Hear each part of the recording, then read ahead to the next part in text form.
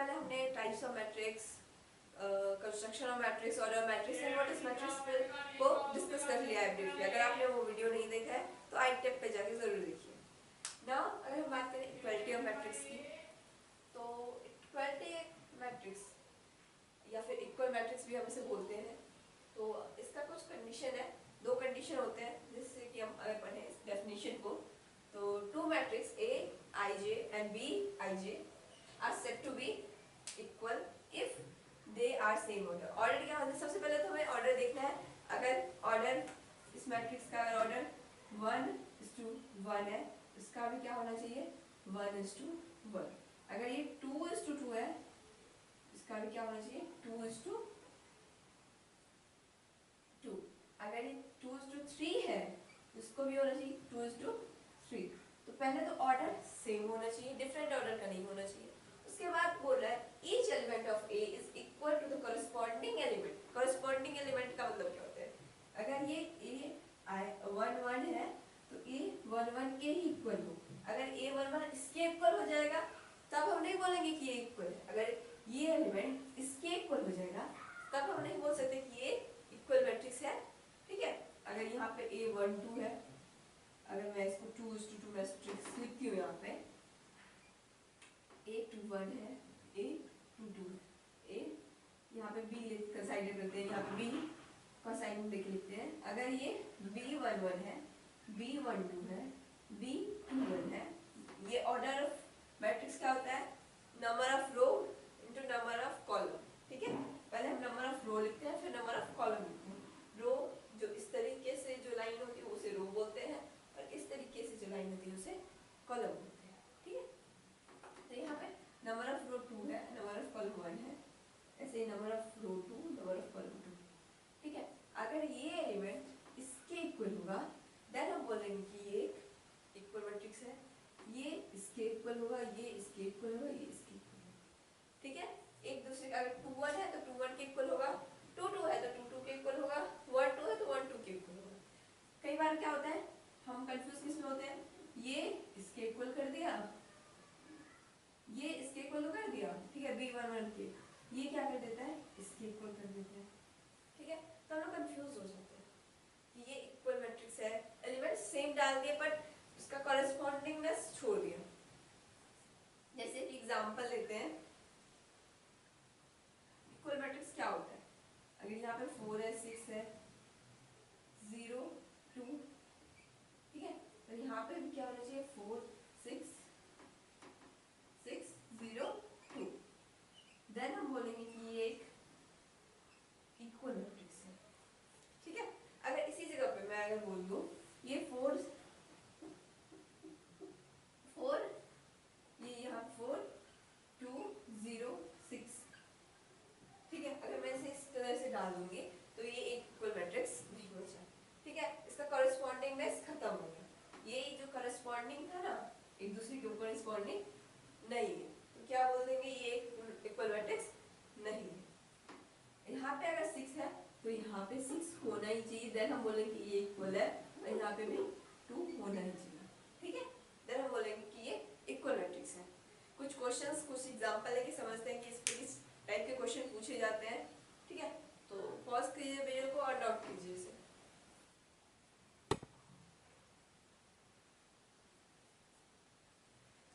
Now मैंने एक और एग्जांपल लिया है, that is find the value of ABCD from the following equation. यहाँ पे भी देख रखा कि ये जो मैट्रिक्स है वो इसके इक्वल है। यहाँ पे आप देख सकते हैं इसका ऑर्डर भी इक्वल है, 2+2 एंड 2+2। ठीक है, तो यहाँ पे दे रखा है इक्वल है, तो हमें क्या करना है ABCD का वैल्यू निकालना है। तो सबसे पहले लिखते हैं ये इक्वल टू दिस होगा, A11 equal to A11, that is 2A plus B equal to 4। उसी तरीके से A minus 2B equal to -3। ठीक है, और second B minus C minus D, sorry 5C minus D equal to 11। ये जो element होगा इसके इक्वल होगा, एंड ये जो लास्ट एलिमेंट है वो इसके इक्वल होगा, that is 4C plus 3D equal to 24। ठीक है, तो डायरेक्ट हम यहाँ से आंसर नहीं निकाल सकते, तो पहले हम क्या करेंगे इक्वेशन को सॉल्व करेंगे, देन हम इसका आंसर निकालेंगे।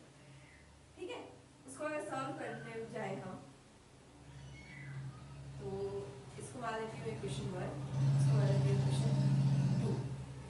ऑलराइट, अगर मैं क्वेश्चन 1 को 2 से और क्वेश्चन 1 को 2 को 1 से मल्टीप्लाई करूँ, देन इसे ऐड करो, तो हमें यहाँ से मिल जाएगा a। लिखते हैं जैसे कि a प्लस सॉरी 2 2 जा 4, a plus 2b equal to 4 2 जा 8। इसको ये जो चीज रहेगा अगर 1 से मल्टीप्लाई करेंगे, हम इसे ऐड कर रहे हैं, ठीक है। तो ये हो जाएगा हमारा 5a, ये कट जाएगा 2b इक्वल टू, ये भी हो जाएगा हमारा 5। तो a इक्वल टू ये हो जाएगा 5/5, that is a equal to हमारा क्या आ गया 1 आ गया। अगर मैं इस a की वैल्यू को यहाँ पे पुट करूँ तो 2 इंटू a कितना है 2a plus b equal to 4 लिख ही देती हूँ, एंड 2 की जगह 1 डालना है, a b 4 2 a की जगह पे 1, a की वैल्यू हमने पुट कर दी यहाँ पे, प्लस b इक्वल टू 4। ये हो जाएगा हमारा यहाँ से 2, ये b equal to 4 minus 2 that is 2। तो b इक्वल टू क्या आ गया हमारा 2 आ गया। उसी तरीके से हम इन दोनों को भी सॉल्व कर लेंगे। जैसे मैंने इसको 1 माना, ये 3d है यहाँ पे 1 माना, एंड इसको 2 माना। ऑलराइट, इसको मैंने 1 माना, इसको 2 माना। हम 1 को 3 से अगर मल्टीप्लाई करते हैं और 2 को 1 से मल्टीप्लाई करते हैं, ठीक है। अगर मैं 3 से मल्टीप्लाई करूँ तो ये 3d हो जाएगा, 3d कट जाएगा, ठीक है। इसे मैं मल्टीप्लाई करके यहाँ पे लिखती हूँ, दैट इज 5 3 जा 15 c minus 3d plus equal to 11 13 3, ये हो जाएगा 4c plus 3d equal to 24। Alright, अगर मैं इसको ऐड करूं तो ये हो जाएगा 3 4 7, ये हो जाएगा 3 2 5, ये कट जाएगा। यहाँ पे अगर मैं इसको ये 19 हो जाएगा 19c, तो c इक्वल टू 57 on 19। अगर काटूं मैं तो ये हो जाएगा 3, c इक्वल टू हमारे क्या आ गया 3। नाउ अगर c इक्वल टू 3 आ गया तो c की वैल्यू अगर मैं यहाँ पे पुट करूँ तो ये हो जाएगा, यहाँ पे भी पुट कर सकते हैं आप, आगे मर्जी।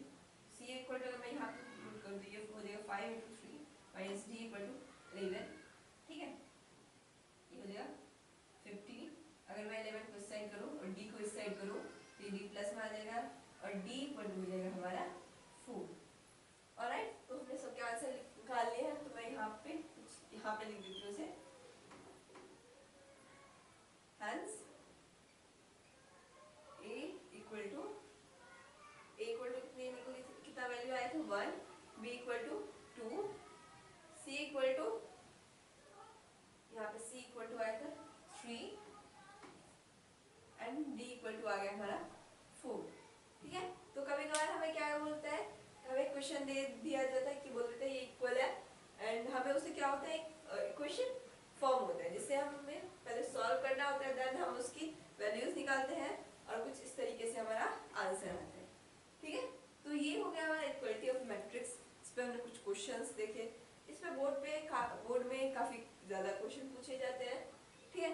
इस टॉपिक को ध्यान में रखिए, इस तरह के क्वेश्चन आपको कई बार दे दिया जाएगा कि ये दोनों इक्वल है, तो इसकी वैल्यू निकालें, ठीक है।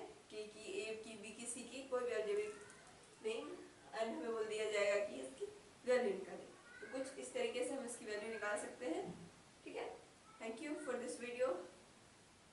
नेक्स्ट हम लोग करेंगे एक्सरसाइज सॉल्व, एनसीईआरटी के एक्सरसाइज हम सॉल्व करेंगे, कुछ ऐसे क्वेश्चंस भी सॉल्व करेंगे इस टॉपिक से।